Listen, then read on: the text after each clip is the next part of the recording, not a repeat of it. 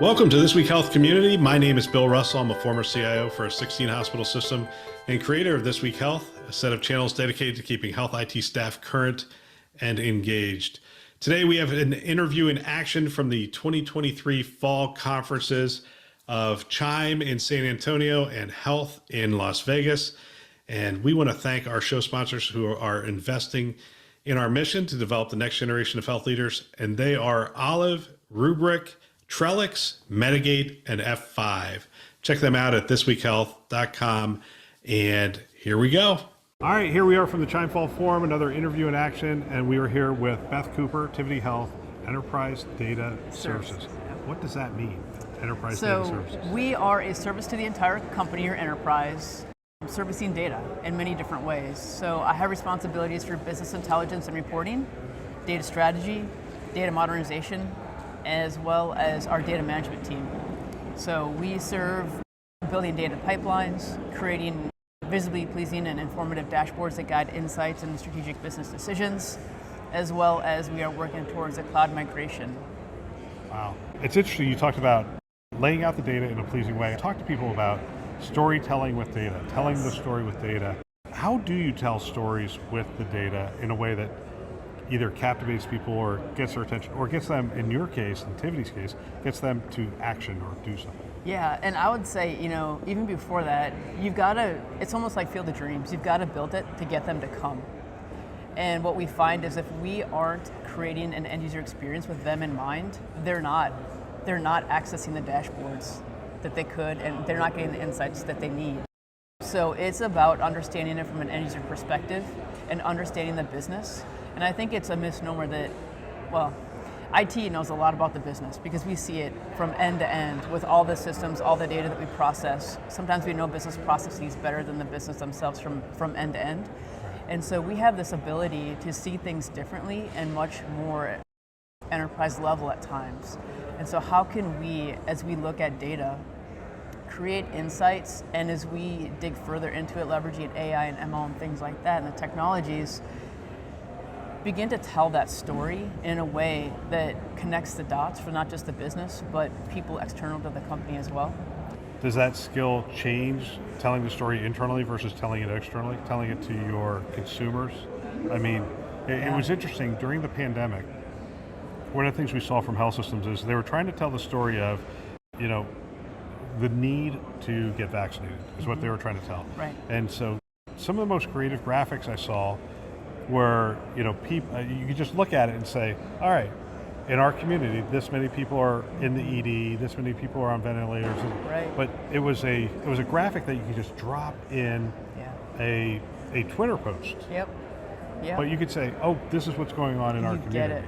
Yeah, and I think to do it externally, you have to understand that they're not in your business day in and day out. So you have to create that data story in that one little graphic in a way that they can quickly look at it and understand what the story is or what the outcomes are that you're trying to deliver to the group or the audience.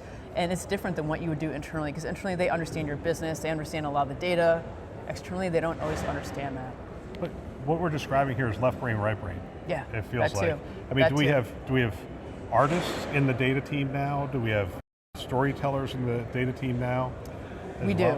Yep. So we partner very closely with our business analytics team and our data consumer and insights VP, who does a lot of that. Take research, take surveys from our members and things like that, and create that story.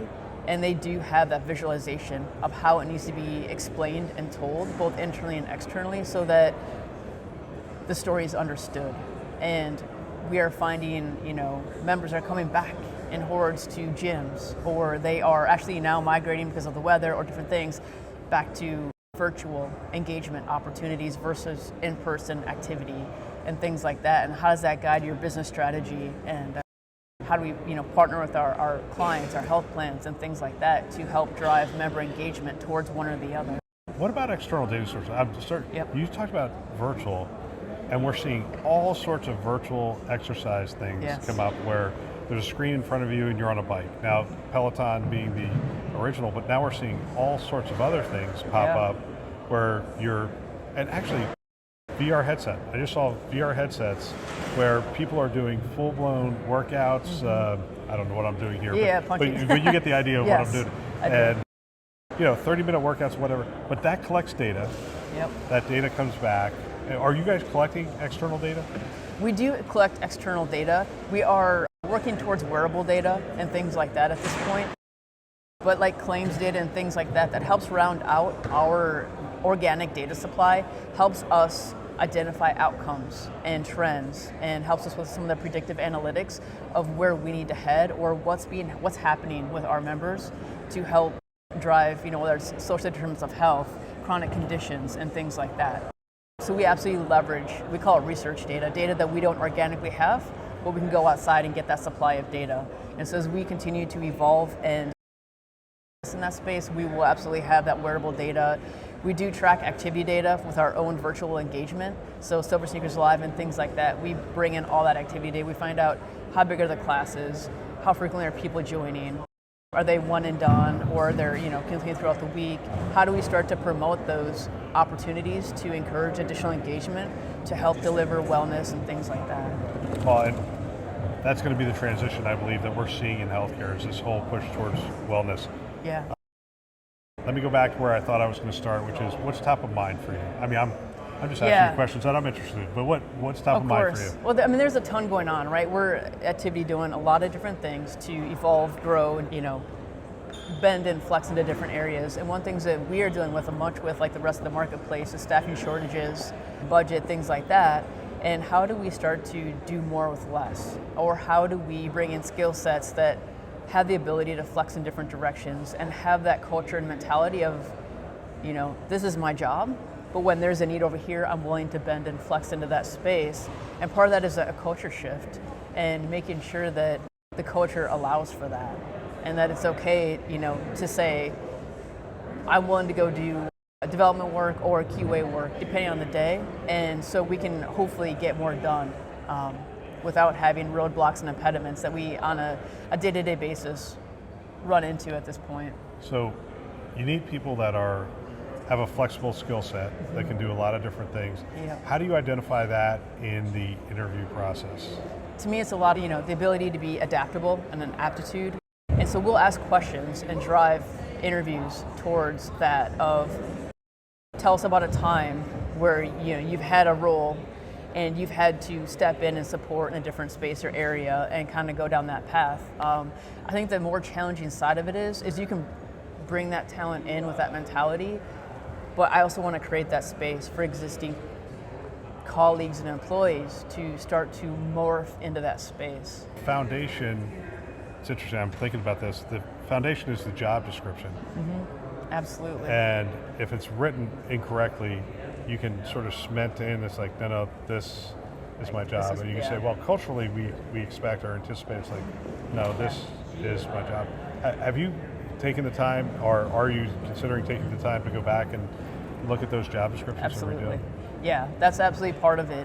And actually we just went through this with one of our senior directors, and we went through that job description, made sure that it was written in a way that it wasn't written in a cement of what that person's role is. Yes, there's the core foundation of what that role is, 100%. The experience, everything that creates that person to be qualified for the role, but an open mind. How are you going to build relationships? How are you going to bend and flex into different areas? And so far it's worked out really well. And so now it's leveraging our leaders to start to create the culture with the existing teams of how do we start to create that space where it's safe to go bend and flex. And maybe there's a mistake, maybe we excel in that space and stuff like that. All right, we'll get back to our show in just a minute. We have a webinar coming up on December 7th, and I'm looking forward to that webinar. It is on how to modernize the data platform within healthcare, the modern data platform within healthcare, and I'm really looking forward to the conversation. We just recorded 5 pre-episodes for that, and so they're going to air on Tuesday and Thursdays leading up to the episode, and we have a great conversation about the different aspects, different use cases around the modern data platform and how agility becomes so key and data quality and all those things. So great conversation, looking forward to that. Wednesday, December 7th at 1 o'clock. Love to have you join us. We're going to have health system leaders from Memorial Care and others. CDW is going to have some of their experts on the show as well. So check that out. You can go to our website, thisweekhealth.com. Top right-hand corner, you'll see the upcoming webinars. Love to have you be a part of it. If you have a question coming into it, one of the things we do is we collect the questions in the sign-up form, because we want to make sure that we incorporate that into the discussion. So hope to see you there. Now back to the show. I notice your thing does not have a new member on it. Is this your first CHIME, or have you been? This is my second fall forum, yeah. It is your second fall forum? Yep. Okay. So what are you going to walk away from this conference with? First is the friends and the networking. It's so great to be here in person with people and to hear about others' experiences and perspectives and what they're doing within their healthcare systems. My favorite thing, I like to sit in the focus groups because I always find it interesting to hear what different partners and vendors are doing, where they're leaning in. But then the track sessions always. Like I just came from one with Tufts where they're talking about what they did with cloud data, their EMR, and it is things that I want to take back to my organization, and I know others do too, just to start to continue to that evolution of what's the art of possible. Yeah, it's fantastic. My understanding is that the focus groups have been very dynamic. Yeah, they've been different, yeah. So, like which focus group, do you choose the focus groups ahead of time? I don't. I like to play the lottery and just get slotted. So this time I got slotted into a group of them, and yeah, so I got a myriad of focus groups this time, and I did attend all four, and they're all four dynamically different. Fantastic. Beth, I want to thank you for your time. Yeah, thank you. Appreciate it. Another great interview. I want to thank everybody who spent time with us at the conferences. I love hearing from people on the front lines, and it is phenomenal that they have taken the time to share their wisdom and experience with the community, which is greatly appreciated. We also want to thank our channel sponsors one more time who invest in our mission to develop the next generation of health leaders. They are Olive, Rubric, Trellix, Medigate, and F5. Thanks for listening. That's all for now.